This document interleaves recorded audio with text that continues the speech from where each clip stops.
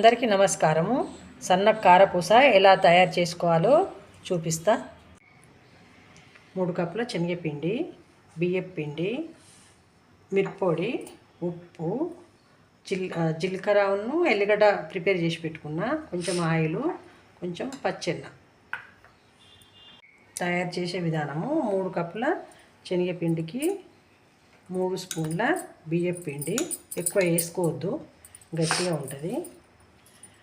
కారపొడి 2 టీ స్పూన్లు,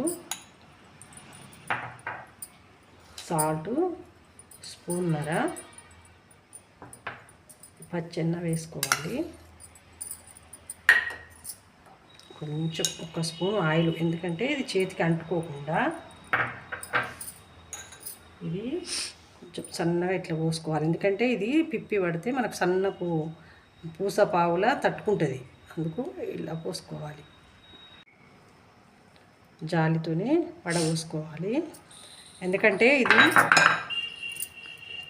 పూసపావులో తట్టుకుంటుంది, అందుకు మెత్తగా దంచి ఈ రసం అనేది వడపోసుకోవాలి.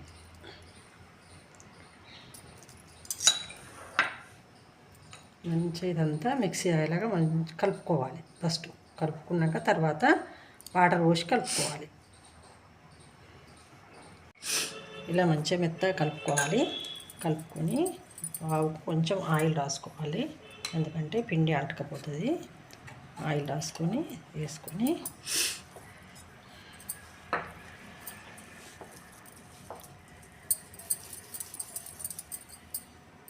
ఇలా పెట్టేసుకొని పావుల ఆయిల్ హీట్ అయింది. ఇది ముక్కుట్లోనే ఒత్తుకోవాలి, ఎందుకంటే సన్నపూస కాబట్టి బయట తింపరాదు.